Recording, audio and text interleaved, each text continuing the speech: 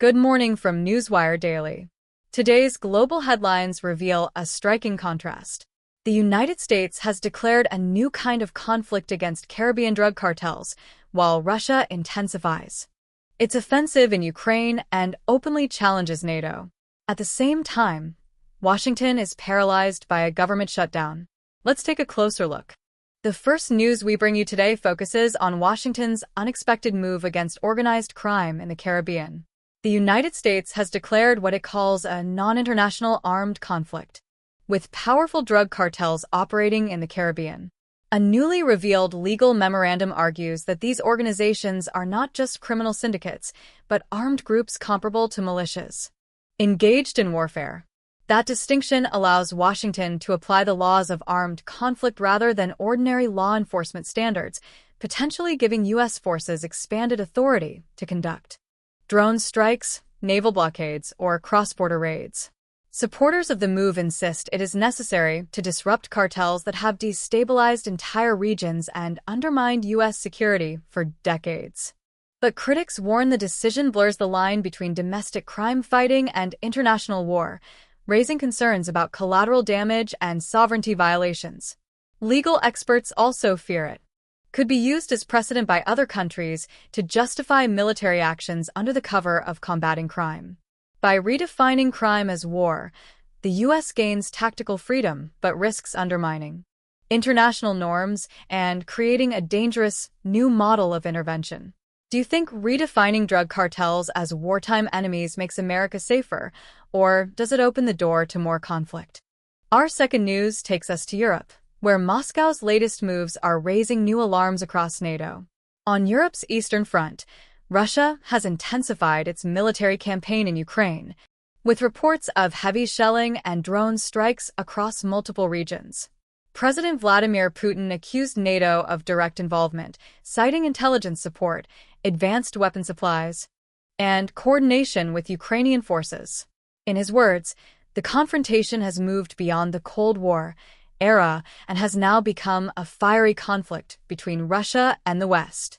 European leaders are alarmed by repeated airspace violations near Poland and the Baltic states, raising fears of accidental clashes that could trigger NATO's collective defense obligations.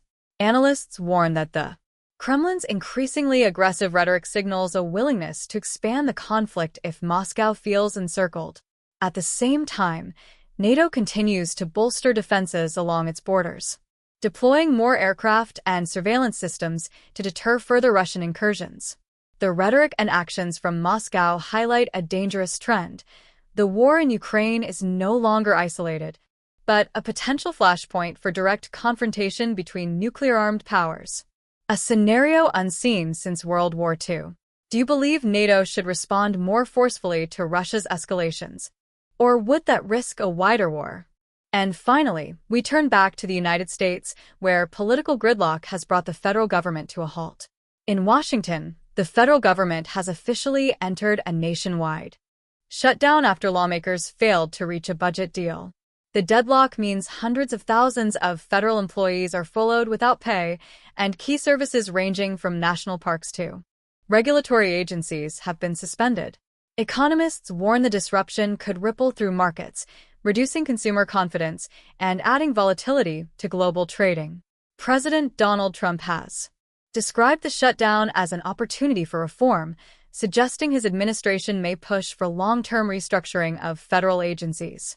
Opponents, however, argue the move places partisan politics above the livelihoods of ordinary workers and erodes confidence in America's institutions. International observers are also watching closely, with some warning that prolonged paralysis could weaken U.S. credibility as it seeks to manage conflicts abroad. At a time when Washington is expected to show stability, the shutdown has instead underscored deep political divisions at the heart of the world's largest democracy. A paralyzed Washington sends a troubling signal. Even as the U.S. seeks to confront global challenges, domestic dysfunction undermines its role as a reliable world leader. Do you see this shutdown as a chance for reform or as proof of deep dysfunction in U.S. politics? From Washington to Kyiv and the Caribbean, today's developments show how fragile the balance of power has become. As the US fights new battles abroad while facing paralysis at home, and as Russia openly confronts NATO. What do you think these events signal for the future of global order? Share your views in the comments, and thank you for watching. Stay tuned for our next update.